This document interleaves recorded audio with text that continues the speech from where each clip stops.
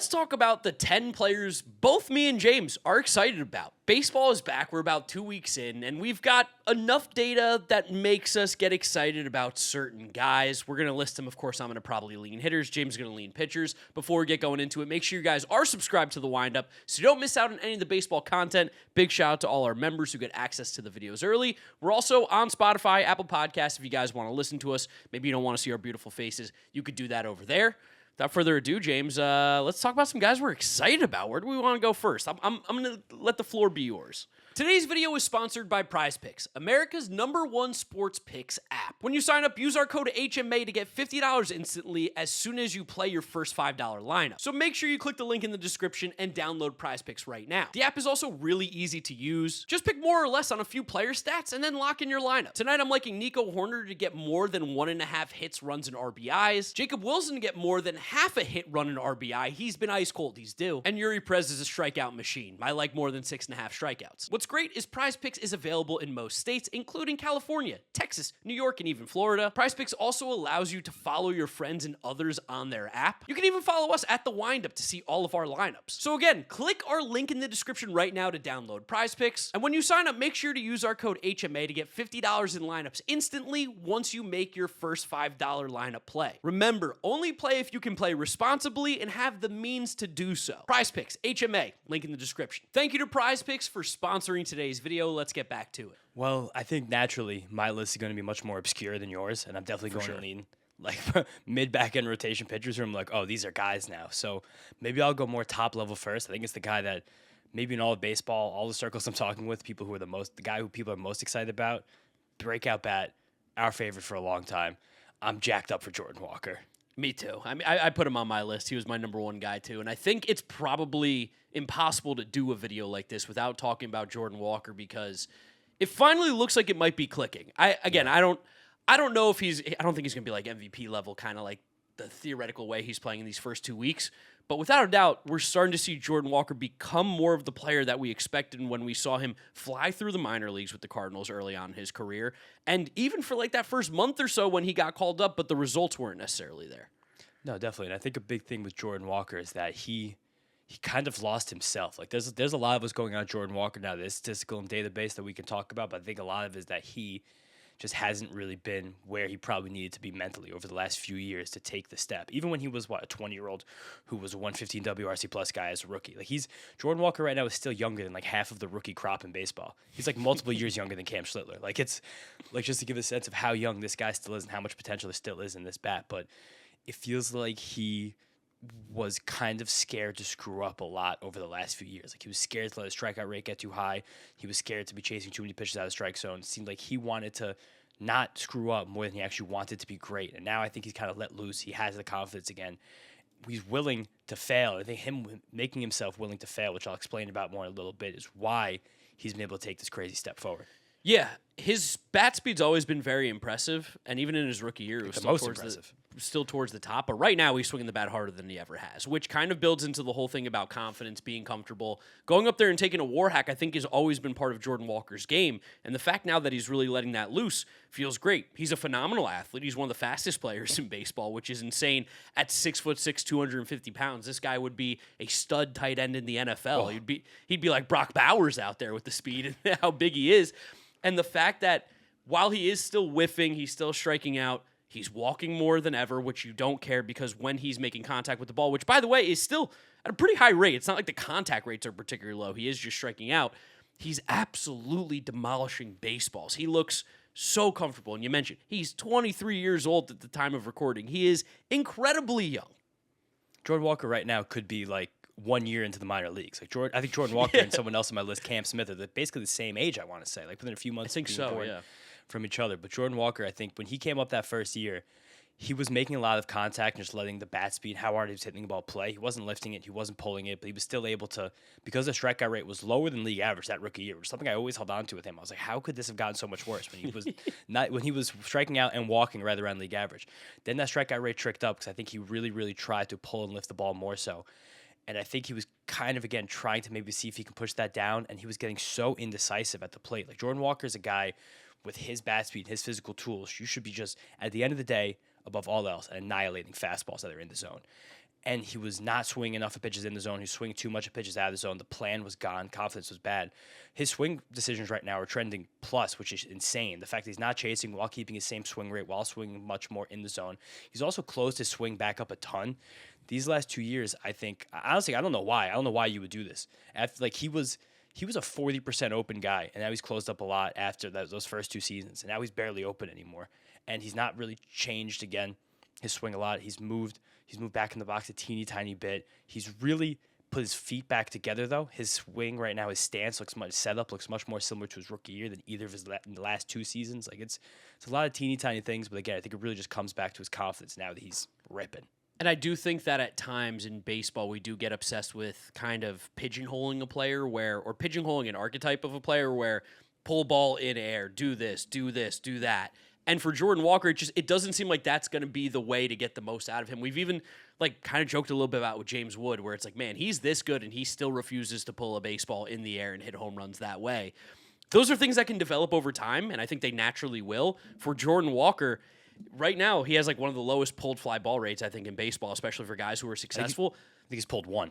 Yeah, that might just be the player he is right now. Sure. And I think if you're the Cardinals and if you're Jordan Walker, just kind of keep going with what you're more comfortable with. Like, it got him this far. I think there's always ways to improve and make optimizations into the way that you play. But also at the same time, like, I don't think anybody's going to be complaining if Jordan Walker continues to not pull the baseball in the air but has these numbers. It is the kind of thing with James Woods. Like, yeah, you don't have to pull the ball, but like I think he's pulled 2 fly balls this year. I think both have gone over the fence. I think one traveled about 435 feet. So it's like, okay. You can optimize it. You can hit the ball better. It's also like, if that's going to make you play poor and make you worse, I don't want that then. No, of course not. Like, that's, again, where he is right now, why it's a nice spot. And it's, again, just maintain his confidence. Like you said, I don't know if he's going to be a 1,000 OPS guy, but if Jordan Walker can just wind up this season being an 800 OPS guy, that almost like changes what you think of the next 3 years of the St. Louis Cardinals. It definitely could. He would be a piece to build around, that's for sure. And I think that's what he is right now. But you throw someone up. I think people were already excited about him, but I think we're seeing him go to that next level. Drake Baldwin, I think, is just ascending right now in terms of the quality of hitter that he is at the major league level. I truly could not give 2 shits about how he catches the rest of his life. Don't care. What we're seeing him do at the plate, I mean, it's just one of the best hitters in baseball. Again, extremely small sample size, but we saw him hit so well last year. And this year, he's swinging the bat even harder, which feels insane to say, but he's swinging the bat even harder. He's striking out less. He's whiffing less. He's barreling up the baseball more. He's pulling the baseball in the air nonstop. Everything that you would want out of a good hitter in Drake Baldwin, he's doing. And it's going to like sound crazy, but it feels even more sustainable than some of the good hitting catchers that we've seen over the last few years. In terms of baseball, it just feels like this makeup and this style, he's just going to be one of the best hitters in the league.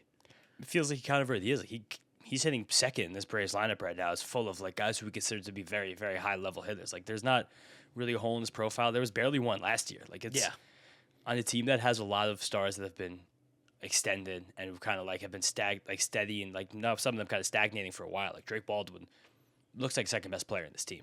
Yeah, he just continues to be getting better and better, and that's something that happened too in the minors. Like he was a top 100 pick. He went 3rd round back in 2022. There was obviously expectations of him to probably eventually get to the major leagues, but I do think that his trajectory has massively changed, and he just keeps improving year over year. And that's something that you like to see, too, out of these younger players is how are you going to improve? How are you going to adjust? The league normally adjusts quicker than the player. When the player adjusts quicker than the league, that's when you have somebody special. And as much as I hate it, man, like I respect Drake Baldwin, and as a take my Mets fan hat off, I love watching him hit. Another thing I'm going to say it's kind of crazy about Drake Baldwin right now, he has one of the best blends in all of baseball of raw power and contact ability. Yes. Like between bat to ball and between raw power, it's like him, Yordan Alvarez. Like genuinely, like that's kind of where my mind goes in that conversation, especially when I'm thinking about guys with platoon advantages. Drake Baldwin being a left-handed hitting catcher, unicorn right there. And the defense is fine. It's not great, but like there's no way his defense will hold him back. I don't think he's winning a Gold Glove, but he's already improved year over year. Last year he got very, very picked on in the run game, and this year it seems like his pop time is basically exactly the same. So I don't know what he's doing, or maybe it's a lot of what the pitchers are doing. But he's been much better throwing at runners so far this season. I'm excited about that. Yeah, it's just one of those things where like I'm excited about the hitting, and it feels like we're looking at a guy who's just going to be one of the most valuable hitters in baseball this season.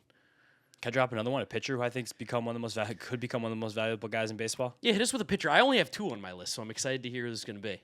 I have like 10 on my list. Of course. Well, you have guys on here that you're excited about who will become 5 starters for their career. That's not where I'm going with my guys. I'm going aces. Well, this one I think is an ace. I think he kind of was not an ace, but he was like secretly an ace sometimes, some years, this and that, yada yada. Dylan Cease looks ridiculous. Okay, yeah, I considered him. I did not put him on my list, but he does look ridiculous. Just like the way that to this point in his career, he was throwing a fastball about 90% of the time to a fastball or a slider about 90% of the time to right-handed batters. And this year, the way that his changeup has come back, the way he's mixing in a sinker, looks like it's relatively a plus sinker. Like it's crazy how much the Blue Jays did with him in a very short period of time. Or maybe that's like the benefit of how early they signed him this offseason, how much more of a plan they could give him. But the changeup is literally, it's completely new. Especially he threw one of the worst changeups I've ever seen at the beginning of last year with the Padres. Like it was this 78 mile an hour float ball. Whenever I talk about him on my channel, you guys have probably seen the same video I do where he literally just throws changeup that like flutters into the strike zone. He quit throwing that changeup in early April because he was like, all right, that thing sucks. But like he's freakishly good right now. The knuckle curve looks better too. And like again, it doesn't even still look like he's throwing those pitches that much, but the little teeny tiny 10% more, 15% more, he's mixing in the changeup and the sinker and a little bit more curveballs against hitters from each side of the plate. Like it's a whole new guy right here, and he just looks set to go. Yeah, I think that both you and I were high on Cease going into the offseason as, like, he's not nearly as bad as his numbers say. We wanted the Mets to sign him. Obviously, the Blue Jays gave him a ton of money and a very, very favorable contract at the end of the day. But the stuff that he's doing, along with Gausman, that top of the rotation, kind of keep the Blue Jays weirdly afloat right now because almost everything else on that team is going about as wrong as it can. Cease looks like a frontline starter. Cease looks like that guy a couple years ago that was getting the ace tag pretty consistently from everybody across baseball. And I do think that we're just going to see a guy who, as long as staying healthy, is probably just going to lead the league in strikeouts, it feels like, this year. Yeah, at least close to it. And again, right now, if you look at the way that rotation is shaping up, if he wasn't there, it would be a catastrophe. I think they'd have 2 wins. Yeah. Again, also by what these next few months would look like, especially, I mean, Gausman's great too, but like Patrick Corbin's ready to roll now for the Blue Jays. Which is never a sentence that you didn't want to say that in 2021. It's 2026. It's gotten very light very quickly. If only some people had predicted how light this Blue Jays rotation actually looked, even with Cease in it. But they got work cut out for them now, and Cease can be a huge part of it if they can sustain over these next few months. I didn't put him in there because he's just basically doing the same thing he's always done. But like Framber Valdez also too is just someone like I'm happy to see doing well. There's nothing to be excited about because he's just Framber Valdez. But I'm happy to see that him and Cease both did well. More so just Framber because he was so doubted this offseason. It took him forever to sign. It seemed like people were trying to put like a little witch hunt hit job out on him. He went to Detroit and he's just been so awesome for them so far in his couple starts too. Yeah, sometimes you have to buy at the top of the market to actually get the value. I'm going to pick someone that I know is on both of our lists, James. Lou Bob, Luis Robert Jr. I mean, he is someone that me and you have been screaming from the rooftops. Obviously, we have the Mets Stub podcast where we talk about the Mets every single week, every single day almost. And he was at the top of our list for 3-4 years as someone that we would love to see the team pick up. And what do you know? Luis Robert, change of scenery, and he's a completely different player. He seems motivated. He seems ready to go, and he's playing phenomenal baseball, some of the best baseball of his entire career. I mean, more than motivated and ready to go. Like, I think the Mets have really gotten through the Robert about his approach at the plate. Not that his approach was bad the last few years. It looked very bad at times, but we've talked a lot about Mets stuff about how his approach has trended up. Like, he's chased fewer pitches out of the strike zone, swung at more pitches in the zone. He struck out less. He's walked more over the last 3 years, kind of getting better every year. But now I love the bat tracking tools on Baseball Savant. I think it's really added a layer. It's like anyone's research who tends to go that way. And you could see a bat speed distribution, the total amount of swings. Again, still early in the season, so we're still building a lot of data there, but that's something that stabilizes quickly. And for most of Robert's career, he's had the one big hump. He takes most of his swings, like you said, war hacks. This year, if you go to his bat speed distribution, you see 2 very separate swings. You see a big hump at the top, and you see a smaller hump right behind it. That tells me that right now, for the first time since at least we've had this data available to us, Robert is having an A swing and a B swing. And what that's allowing him to do right now, and we've seen it a lot at watching these games every day, this guy is not swinging and missing as much anymore. He's not striking out as much anymore. He right now is one of the highest walk rates in baseball. He's walked almost nearly twice as much as he struck out through a week and a half of baseball. It's almost delusional to think about a guy like this who's been typecast in the way he has been his whole career. Now at still only 28 years old, another guy who's alarmingly young, to be able to make that kind of change is just so cool to see. And that was another thing that we both got excited about with him going from the White Sox to the Mets. You have access to so much better technology, tools, coaching, professional player development here with the Mets, who spend almost the most money on that in all of baseball, possibly even the most right now, than a team like the White Sox, who Jerry Reinsdorf is looking at those bottom lines and saying, let's cut that, let's cut this, I don't care. We're paying how much for Microsoft Office? Get that out of here. But this is a guy who genuinely right now has changed his approach at the plate and has turned the natural ability that we always knew was all-star caliber into something that looks scary. He's one of the few guys where the baseball savant percentile rankings, like you said, because of the A and B swing, probably like a two-strike approach versus like when he's ahead in the count, when he's in the driver's seat, you're going to see a bat speed drop. But it's actually a little misleading because he's swinging the bat. He's taking war hacks when he should, and he's putting the ball play more, taking a more defensive swing when he should be as well. The approach is so good. And that's the thing that is so exciting about Luis Robert is just we know the raw tools. We know the raw talent. We know how good he can be. It's about staying healthy. And now this adjustment where he's making even better decisions at the plate. Like, oh, man, I didn't think it was going to be this good, truthfully. I didn't think it ever could. We also got a sac fly for Brett Baty, so it's 1-0 Mets. Nice. Love to hear that. Yeah, I could have put like 7 Mets on this list, but I wanted to spare you guys that. Yeah, I only put one. I have one Francisco Alvarez and Kodai Sanga. Yes, and Mark Vientos. Yes, and Mark Vientos. Forgot about him, too. He's been pretty exciting. Bring JD Martinez back.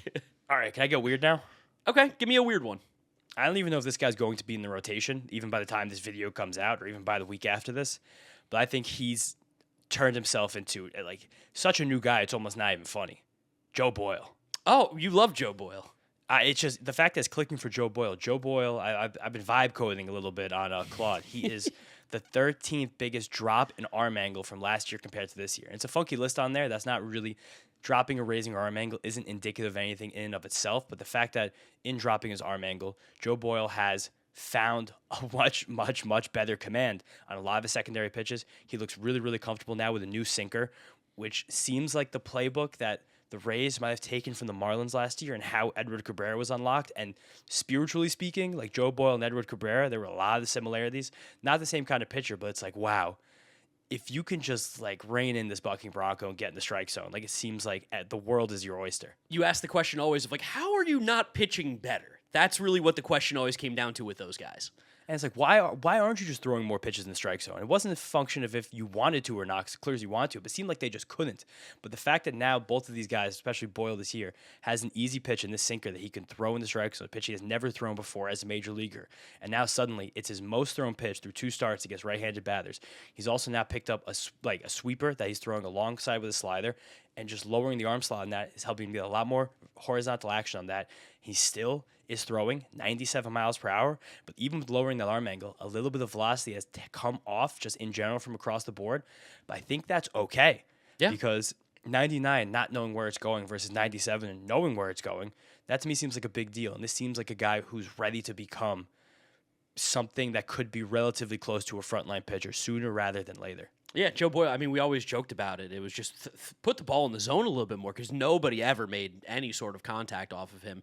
And the fact that he's throwing more strikes now really fits that entire narrative of put the ball in the zone, do good. And that's the Rays told guys that in the past. Like Glasnow talked about how when he went to the Rays, they were just like, just throw it down the middle, dude. That's all we want you to do. And he was like, oh my God, my stuff is that good. It doesn't matter where I put it. That was also one of the first moments where I think they put Lance Brazdowski big time on the scene because he talked about the what they call it.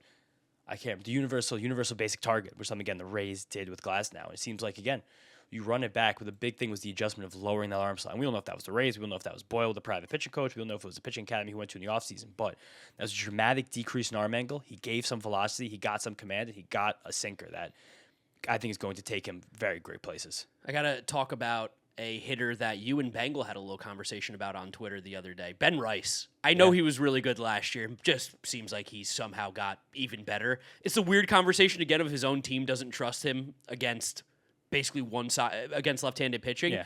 I also think that might be the Yankees being a little dumb. I stop playing Paul Goldschmidt. Just play Ben Rice every single day. He's one of the best players on the team. He's one of the best hitters on the team. And I do think that if you actually want him to turn into that everyday player, you've got to give him some reps. And I don't even think his reps against lefties, when given that opportunity, are particularly bad. Enough with the Paul Goldschmidt show. Ben Rice every single day. This is the guy who should be hitting behind Aaron Judge every single day for the rest of their careers. Ben Rice so far, again, he hasn't played against the lefties. He played once against the lefties. Still about a week's worth of games. He has over a 500 on base percentage. He's so ridiculously good. There's nowhere you can pitch this guy right now and like expect to get him out. But again, that always does stop me. And I had that conversation with Bengal, and I was like, I still can't call him one of the best hitters in baseball because his team won't let him hit against everybody. When you always have platoon advantage, it's kind of not that fair to call a guy that good when you always have that advantage. Like, be a man, hit against the lefties. But again, but that's also not his choice. 100% not his choice. But there has to be something they know that we don't. Or I don't Does really there know. have to be? Maybe it's weird that they won't do it. It's weird that they're taking up a precious roster spot with Paul Goldschmidt just so he can be the Ben Rice substitute against left-handed pitchers. Like, that doesn't seem worth it to me, but again, there has to be something else there. I mean, Goldschmidt is hitting well this year, and in like the small sample that he's done. But like to them, they might be like, all right, we think Ben Rice projects as like a 740 OPS guy against left-handed pitchers. We think Paul Goldschmidt projects as an 800. That's just kind of it. And if you have the ability to, I guess, put that guy in your roster, you have guys around like having a Caballero who hasn't started the season well, but you know that he's the bench chess piece who can do a lot of things for you. It's like, yeah, sure, you can have luxury roster spots, but I almost couldn't put Ben Rice on this list because last year I was like, obviously this guy's ridiculously good. This year, now he looks like almost MVP candidate good, but it's like there's just no stopping him. No, there's no stopping him. Again, we know he's good. It's the excitement level of he's hit that next level for me now, where I'm like, you just probably are going to be like a top 20 most valuable hitter in baseball this year. Feels like it because the contact and everything that he does is just so good, so elite. Oh, Francisco Alvarez drawing a 2-out walk to set up a nice opportunity for Francisco. That's why we get excited about him. That's it. Just stop swinging. Let's me know. We're talking about Mets a little bit. Kodai Sanga, another guy. Yes. We saw in his first start that his velocity was up about 3 ticks compared to last season, very similar to where it was in his rookie, really good season in 2023. It trickled down a bit in his second start because he made that start on the 5th day instead of the 6th day, which is something that he's preferred in the past. But even as that velocity trickled down in that start against the Giants on Sunday, he had no fear attacking in the zone, which was the thing that really held Kodai Sanga back last year. Just felt like he wasn't crisp, and he was a little bit over Francisco Lindor. What did he do? Fly ball, line drive over Corbin Carroll's head. Nice. Another triple. 2-0 Mets. Hell yeah. But imagine not liking Francisco Lindor. But Kodai Sanga having the confidence to throw pitches in the strike zone, mainly his fastball and his cutter, which he did need more velocity to do it confidently, I guess, just to set up his ghost fork, which still profiles one of the best off-speed pitches in all of baseball. Like it looks like a guy. I'm not going to say he's back to that 2023 form, but he's way better than the guy that we saw for the last 2 seasons when he was dealing with injuries, he was dealing with inconsistencies. I'm very confident Kodai Sanga being a very, very sturdy, solid mid-rotation guy again. I didn't think I'd say that this season, really. Like, obviously, the numbers and stuff are looking better, too. But even just, again, from a mental side, Kodai's a little fickle at times. A little, I don't want to, stubborn's not even the right word. He's a little particular, a little prissy, as I've said on the Messed Up podcast, where, like, openly, he doesn't particularly love pitching on 4 days rest. Openly, he sometimes says, I don't feel that great. Openly, he doesn't love pitching in bad weather. Like, there's little different things that Kodai has mentioned that a lot of Mets fans will probably know more so than just baseball fans in general, where you're like, I get what you're saying, but also shut the fuck up. Stop saying it. Like, go out there and pitch. Right now, it feels like Kodai is not worrying about things. It looks like Kodai is going out there and pitching. And when he is doing that, he can be a very, very good starter. The Mets need it. The Mets pitching has looked really solid. I'm glad to see Kodai a little bit closer to that 2023 form again. No, definitely. Who else you got here? I'm going to throw a pitcher at you. All right. Jack Leiter looks really good. Good one. I missed that one. I totally forgot about Jack Leiter. He looks nasty. Jack Leiter and honestly, just like kind of that whole pitching in general. Even Mackenzie Gore looks good, but he does this every single year in April, so that's why I'm not going to get excited. But the whole pitching staff looks really good, and Jack Leiter in general, just filling the strike zone with strikes, filling the strike zone with nasty stuff. He's got 3 pitches that are tunneling off each other so well right now. I think it's the slider, the curve, and the cutter are all kind of just coming from that same spot and then moving a little bit differently. I love to see Jack Leiter doing this because he had so much hype coming out of college. kind of scuffled a little bit and even maybe got called up a little prematurely by the Rangers when the stuff in the minors still wasn't even at that level that we had expected yet. But this year, it just looks like there's major strides forward. He's throwing 97, 98 again, which is huge for that fastball. He's mixing 6 different pitches pretty consistently. Seems like it's just an uncomfortable at bat against Jack Leiter right now. And if the Rangers want any chance of competing for a playoff spot this year, Jack Leiter's a big reason why, especially when a little shaky DeGrom news right now.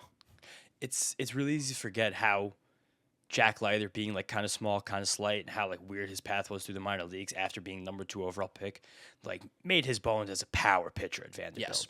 Like this dude was like, here's a fastball, fuck you, try and hit it. And the fact that now he's gotten back to that, it makes me much more confident in him. And again, like you said before, the way that changeup looks right now is a pitch that was new to him last year. We've seen this with Clay Holmes this year, where the second year of throwing that kick change, which will always tunnel and profile well off the guys who can't really get that natural changeup movement, but they're fastball first guys. Like it's a nice piece for him to have. It looks solid. And 25 years old. Like it's amazing how much more a baseball Jack Leiter has in him. It's also, again, just even more testament to especially pitching development. So not linear at all. Like, guys will break up at like 27, 28, and then they can just be aces for the next 6 years. I'm not even going to say that about Jack Leiter right now. Just keep being healthy, being on the field, doing what he did through 150 innings last year. That K rate's going to stabilize probably around that high 20s, low 30s, and if he keeps not walking guys, he's going to have a phenomenal season. The not walking guy is the big one. Again, the way the strike rates have increased so far this year on the fastball and sinker, like you said, trust your nasty stuff in the zone. It's nice. It's a nice step forward for Jack Leiter. Again, still very young. Very young. Do you want me to pick another guy here too? Yeah, pick another one. I'm going to tweet from Metsed right now. Yeah, I mean, good. Go for the tweet. I will want to talk about my guy, Adley Rutschman. Adley Rutschman swinging the bat a little bit harder this year. He hasn't hit a home run yet, but it just feels like Adley's kind of getting comfortable at the plate again for the first time in quite some time because he's basically put up about 1,000 plate appearances of being absolutely horrible. The plate discipline's there. The chase rates are down. The walk rates are up. He's playing good defense again behind the plate. I don't think we're going to see like 25 home run Adley Rutschman, at least not the version that he is right now. But it feels like he's not trying to be a player that he isn't, which is something that I feel like he might have been chasing the last few years when he was struggling, when he was pressing. The at-bats have been really good, and I hope to see Adley Rutschman continue on this because one of my favorite players when he was playing well with the Orioles a couple years ago, and for that Orioles team to have any sort of success, they do need him to get back to his old form. Definitely, and this Orioles team right now is one of the strangest, I'd say, out of the gate so far. Yeah, you have... It seems like just kind of as a whole as a team, they're trying to put the ball in play more, which is an interesting decision in 2026. I'm excited to talk probably tomorrow about guys we're worried about the start season. I think there's actually a few Orioles who will be on that list, but at the same time, it seems like Adley maybe is even just healthier. True. That could also be years. Like, it's a nice thing to see that. Or maybe it's a situation with him where the fact is because Basayo's been behind the plate a few times, so the fact that he can just take a little bit of a load off is probably very helpful to a guy like that. And also, he was someone who was so burdened by his expectations. Yes. That you and other people put on him, like, oh, look, he's the best catcher in baseball, he's the best catcher of all time. He was the best catcher in baseball. Yeah, for a hot second, yeah. I remember Gary Sanchez was the best catcher in baseball, too. Catcher's a hard position. You got a lot going on there, but like it's nice that he can, again, take a little bit of a load off. He's not even close to the biggest star in that team anymore. I don't even think he's the second biggest star in that team right now, so it's good for him that he can, again, focus, be a tertiary piece, and be in a spot where he can stay healthy, just get back to playing good ball. Yeah, this is a personal... I'm excited for Adley. I like Adley. I hope he plays well. Yes, okay. Throw another one. I'm finishing this tweet. Let's see. You know what? Wilyer Abreu. Let's talk about Wilyer Abreu because, again, he's been someone who's been really good, and Red Sox fans have loved him the last couple of years. But we're missing that true breakout. True breakout. He was still below the 800 OPS type line. He was still a good hitter, but similarly to the Ben Rice situation, they didn't trust him against lefties. They weren't playing him in certain situations. Didn't play that much. Was getting like 400 plate appearances a year. This year, Wilyer Abreu was like, what if I just mash every single baseball that's thrown at me? You throw it in the zone. I'm putting it in play. I'm doing damage. I play great defense. I'm a phenomenal athlete. It's really kind of just like a five-tool player, which is something that the Red Sox are in desperate need of right now because they're playing some garbage baseball. Horrible baseball. I think they're playing some of the worst baseball in baseball. Alex Cora is going to get fired by the end of May. I don't think that's true. I just think that we said it all offseason about them where the vibes are strange. It's like they make a move you like and a move you hate. And it's like, who's making the decisions? I think now we found out after hearing Craig Breslow talk that it might have been like ChatGPT or Claude making those decisions for him. Yeah, Craig Breslow's definitely not that smart. I think Craig Bledsoe is very smart, but he seems like he could be one of those executives right now who's a little too smart for his own good. And I think that sometimes this happens to new executives where it's like you need to let the baseball breathe. Yeah. Like, you got to remember the game is played on a field, not on a spreadsheet. Again, that's all hearsay by us. But it seems very clear that Wilyer Abreu is taking a step forward. One that seems obvious that was going to be taken, like an underlying stats monster. All of Red Sox Twitter has said, like, through his offseason that he was the better player than Jarren Duran. And again, it seems like kind of obvious now that it's true. Yeah.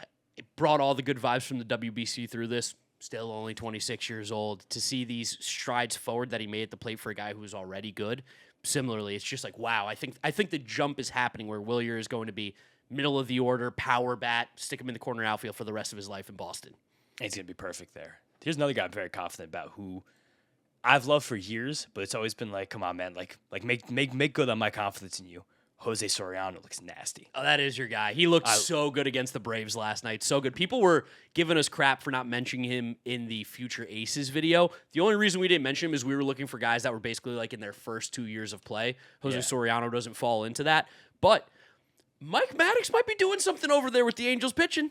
Tell me, don't ever accuse me of not loving Jose Soriano. That's your guy. It's fucking bullshit. That means you don't watch enough of this content, if I'm being truthful with you, because Jose Soriano right now, I told you this a lot this offseason, on camera and off, that I don't know a guy who gets this poor quality of contact who's this afraid of the strike zone. Yes. And he's been this year? Not afraid of the strike zone. Especially now the fact that Mike Maddox has seemingly given him confidence in a four-seam fastball that he had confidence in. I'm not saying he wasn't confident, but it was something he just didn't really throw last year. He only threw 4% of the time against right-handed batters, and he was throwing it 11% of the time against left-handed batters. This year, he's like, oh, shit, this pitch is 98 miles an hour. Yeah. Like, I might as well just throw it at guys. They're probably not going to hit it, especially when they're not really expecting it, especially when it moves so differently than a sinker, because that sinker is a classic turbo sinker. Like, it's a case in point of, even though if a pitch isn't, like, again, similar to baseball on a spreadsheet versus baseball on a field. Even if a pitch doesn't pop in a stuff mile, if it's not objectively nasty in the way that it interacts individually, the way that it can blend with the rest of a repertoire, and for Jose Soriano's case, just something to keep hitters honest at the top of the zone, because he's such a low ball pitcher. Because again, he has one of the nasty sinkers in the league. He's one of the best ground ball artisans in the league.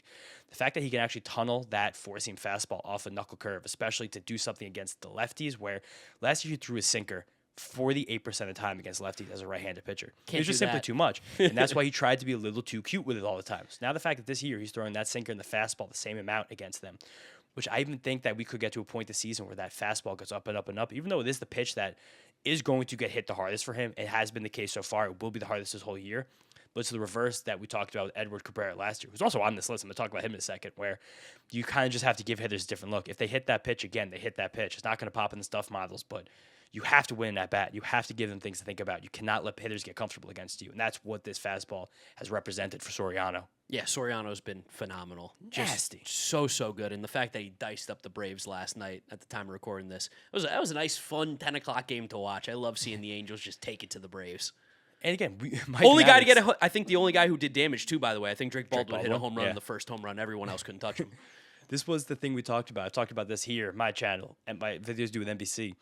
Mike Maddox taking Angels pitching development into like the late 2010s is doing wonders for a lot of these guys in this rotation. Honestly, even like 2007, like that's huge. I'm saying they were stuck in 2007. I think right now they're between like 2018 and like 2022. But that's massive for them. And huge. Mike Maddox is a pitching guy. He's a pitching dude. I'll even say that. Like what he did for that Ranger staff when they won that World Series was just like, if you're going to be a team like the Angels who is debunking and pushing yourselves away from all modern advancements, Mike Maddox is perfect to get, because Mike Maddox he'll trick you and pretend he's not thinking about pitching in a modern advanced way, because he'll be like, oh, ball no, he buzzed that fastball in top of the zone. but really he's thinking about, what I think is that how you're going to make guys uncomfortable in these individual at-bats. It looks so good for Soriano. Jose Soriano's look great. I'm going to give you another pitcher here, James, and I think maybe he's not on your list, Kyle Harrison. Kyle Harrison's not on my list because I'm still getting a little suspicious of Kyle Harrison. He's below a lot of these other guys for me. My suspicion is that the new changeup that looks really good, he's still just not throwing it very much. Like, the fastball's great, and right now it's forcing right-handed batters to whiff, like something near 40%. 40%, yeah. I'm just not sure if I expect that to continue. And the slurve is still not excellent against the righties. And I just want it. Maybe there's a situation, though, is that once that fastball starts to regress, then he gets more comfortable with that changeup. He's able to throw it more often, and those usage rates come together, and he continues to be successful. But I think I still need to see a little bit more from Kyle Harrison. That's fair. Anytime I see 95 from the left side with the chase rate and the K rate as high as it is right now through the beginning of the season, couple that with being with the Milwaukee Brewers, I'm like, clearly they have a plan. They're executing it. And Kyle Harrison's going to be a guy at the end of the year who, not the same, but similarly, like, it's like, oh my God, they have 9 pitchers and all of them are going to pitch. And then come the playoffs, they're going to have 10 of them to choose from. And they'll all just be their bullpen. Kyle Harrison's someone who, weirdly, I think the Red Sox gave up on shockingly fast when they traded him. He was a big piece of the Rafael Devers trade. Again, don't know what's going on in Boston. I do know what's going on in Milwaukee. They identify guys with traits that they like, and Kyle Harrison has those, and it's working out so far this year. I mean, if you actually would have told me right now that you could have unloaded all of Rafael Devers' contract for James Tibbs and Kyle Harrison, I would have been like, you know what? It's not really that bad of a trade. Well, it really isn't. Did you see Jared Carabas is running with that take on Twitter? He said the Devers trade really wasn't that, like, the Red Sox won the Devers trade. It's just that then Craig Breslow botched that. The Red Sox did low-key win the Devers trade because I think that Devers contract looks kind of rough. I still think he's going to wind up being like a 30-homer, 800 OPS guy, but I just don't know what he looks like in like 6 or 7 years. And Tibbs right now looks like 6'7". He looks like a legit. If we were going to throw minor leaguers on this list, I was going to throw James Tibbs on this list. Like, Jesus. Like, probably like a top 30 prospect in baseball right now. If not higher. Like, the Dodgers right now be like, oh, maybe we should have signed Kyle Tucker. Like, I kind of want James Tibbs in this lineup. I don't know where I'm going to squeeze him at this point, but he looks freakishly good. And again, Kyle Harrison looks like, at worst case scenario, a solid mid-rotation dude. Maybe they were just too scared of having a lefty in Boston, and then they gave Ranger Suarez one of the worst contracts of the offseason. And he's stunk it up. If anyone would have said that at the time, I wouldn't believe the foresight they could have had. But the Red Sox are just weird, strange vibes right now. 2 guys I want to talk about in like a big way now. I have a couple quick hits for you guys. Cool. I have one more big guy as well. Okay, so is one of them Cam Smith? One of them is Cam Smith. Okay, Cam Smith looks like a freak of nature. So good. The bat speed is crazy good right now. And he is just, similarly to what you're learning with a lot of good hitters, throw ball in zone, mistake, I'm going to punish it every single time. And that's what good baseball players do. Make these pitchers pay for their mistakes. You know what's really cool about Cam Smith to me? I want to talk about everything he's doing at the plate, but Cam Smith has turned himself into a nasty outfielder in a very short period of time. That was something where last year the Astros kind of whole starting outfield and opening day was not outfielders besides Jake Myers in center. But right now, the fact that Cam Smith has really taken to right field, and we've seen this could have also been something that affected Jordan Walker. I think, again, spiritually, these 2 guys are in the same conversations right now because, like, look at these physical freaks. They're actually finally making contact. Like, it's hard when you're a young player to learn a new position like that, and one really that's very different than the one you've always played. So there could just be some extra focus on that, extra pressure on that. I think we might be seeing a little bit of Bo Bichette in the Mets right now, where it's hard to separate yourself mentally from taking your bad place in the field into the batter's box. And Cam Smith wasn't even a bad fielder last year. He just it took him a few months to get the hang of it. The fact that he's confident there has made him more confident in the batter's box, and he's made a crazy swing change. Have you noticed what he's done? I just see the swing speed. I haven't looked at the bat path or tracking or any of that stuff. He's added like 7 inches onto his swing length. Ooh. And that's helped him get all this bat speed. And I think he's a guy who, again, the Astros are the pulled fly ball team. For a right-handed batter to have access to the Crawford box, it's like, why wouldn't you be using this? But I think they did something with Cam Smith that the Mets may have helped Brett Beatty do last year, where it's like, you know what, dude? Move back in the box. Lengthen your swing. We don't care if you pull your fly balls right now because your power is going to take you to all parts of the field. But what we do want is for you to swing as hard as you can and get some good swings off. And if you have to find opposite field power, you have to find opposite field power. No big deal. But like, just get confident in the way that you're connecting with the baseball. He also went from open to straight up, which again, his bat speed's good enough where it's like you don't have to be at open. If you want to be closed off, you could be closed off. It's a fun little change. He's getting himself to the opposite field, but he's still finding some pull power. Like it's a nice little tweak they made on him. He's also another one of these guys too that's basically spent like 2 weeks in the minor leagues. He's played almost no minor league baseball, so his development while changing positions. Yeah, while changing positions, his development is so crazy. It's similar to what we're seeing like with Jack Cag too, who got off to a pretty hot start as well this year with like hitting the ball better. And it's like, oh, what do you know? Like the guy who barely spent any time in the minors playing any outfield, he's starting to feel more comfortable with the position because he's played it more. And his at bats are getting way better too. There is hit. I'm honestly less confident in him over the next few months than Jordan Walker, though, if I had to pick one of those guys who I'm like, the breakout's more real. Yes. Just because I think that with this very long swing, pitchers are going to start trying to really make Cam Smith choose on the breaking balls, and even Yes. with his breakout, he's almost swung and missed 50% of the breaking balls he swung at this year. Yeah, and I mean, he is playing in Colorado right now too, so his numbers are going to look great as well. He also doesn't have a hit against any pitch besides a fastball yet. That says a lot too. That's a bad one right there. But again, But keep an eye on all that. This is an exciting video. We're boosting players up. Boosting players up, but still, that's why I kind of like the order we're talking about. And even the one guy I want to talk about in a more legitimate way before I give you some quick hitters before we get out of here. Edward Cabrera looks disgusting. Looks really good.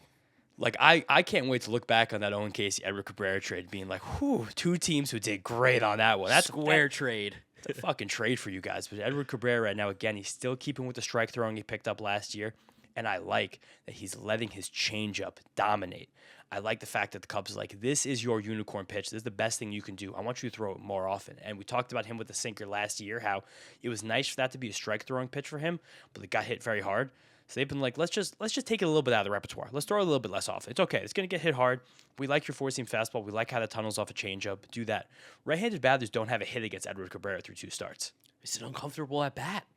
Especially like he's the one guy who can throw that right-on-right changeup. And he's throwing it almost 50% of the time right now against lefties. How hard is against he throwing it? righties. Like 94? Right now, the average velocity on that is down 93, but yeah. So yeah, so it's like they're just getting a sinker basically. And even the fact that, that probably just is the sinker. So that, the slider, and the fastball is basically every pitch. It's over 80% of the pitches he's throwing against the righties, and hard to like get the banana peel off those pitches when they're coming at you as a righty. Yeah, it's again like we talk about it that teams are trying to make players into stuff that they're not, and that's very much coming from the Rays and a lot of the teams that don't have the money. I think when you have guys who have these phenomenal tools and traits already, let those things shine, figure out a way to optimize them, and it seems like the Cubs are doing that, and even the Marlins last year with Edward Cabrera of just like, hey, you throw really hard, you have this disgusting changeup, you're a tough at bat, let's do more of that. Do that really well. Damn, breaking news. Cade Horton out for the year. That sucks. Oh, no. What do you, Tommy John? They're not saying specifically. It could be the brace, but he That would have been is- on this list. I think Cade Horton's awesome. Devastating. I just left any guys off that we talked about in the last 2 videos. Yeah, because Schlittler would be on here. Of course, yeah. Schlittler will be on here. All the rookies. Owen Casey would have been on here for me. Yeah, but like you gotta keep that one out. Couple more quick ones. I like that Logan Gilbert. He comes with a new trick every year. Now he's throwing different variations of a splitter and a changeup. Lance Brazdowski's freaking out about this right now. I can't wait to watch his video about it soon. We talked about Jansen Junk off air. Just looks like a solid SP5 right now. I'm happy for him about Which that is like one of your favorite things on the planet. Especially like again, I did that vibe coding to find guys who've lowered or raised in their arm slot the most in the league. And Jansen Junk pops on that as a guy who's lowered it a bunch. Emerson Hancock's another guy who looks very solid. Both those guys have found more ride on their fastball from a lower slot. And Junk's throwing like 2 miles per hour harder. He's dope. Braxton Ashcraft looks amazing, but I expected that so much I almost couldn't even talk about him because he's not like he's really changed much. He's just throwing 96 with one of the best sliders in baseball. It's like, oh, of course that works with really good command. And then last one. Well, I had to put crazy reliever on here. Yeah, of course. Who is your crazy reliever? Angel Zerpa. Like we saw it through yeah. the WBC. Yeah. It's like, oh, of course this guy's going to dominate. And right now he quit on his 4-seam fastball. He's leaned much more into the sinker. And what's my favorite pitch in baseball? Your favorite the front hip 2-seam. He's destroying righties with the front hip 2-seam. He's playing it off the slider, and they can't touch it. That is your favorite pitch. He quit the 4-seam fastball entirely. He's only throwing the sinker, and it's like, whew, can't touch it. Yeah, no, the stuff that we're seeing out of him right now is pretty unbelievable. And he was already very good, and he just seems to be getting even better, which is it's just cool. Like this is why the Brewers are able to be cheap bastards and still put out the best teams in baseball. They're smarter than everybody. They do it better than everybody. It's a fun team to watch too. Like they play exciting baseball. I think sometimes people have like qualms with like the analytic style of baseball. Like, oh, it's kind of ruining the game. The Brewers do not. The Brewers put the ball in play. The Brewers have pitchers that give you nasty stuff. The Brewers have a pet turtle right now. Like there's a fun baseball team to like be in the ecosystem. Good vibes. Ultimate good vibes. Also, again, not surprised about this at all, but Mason Miller having a 73% K rate. I know it's through 2 weeks, but that's a laughable number. I don't feel like I've ever seen that. And we got Devin Williams. He looks totally fine. He looks good. I feel pretty issues. comfortable with him at the closer position right now. Definitely. But what did we give you guys? Almost 25 players that we're excited about if they're hot starts? A ton. Let us know in the comment section anybody that we missed out on. Don't forget to subscribe to the Windup. Listen to us on Apple Podcasts and Spotify. You can follow James on social media at James Soriano. and I'm Draft Neck Mark. We'll catch you guys on the next one. Peace out.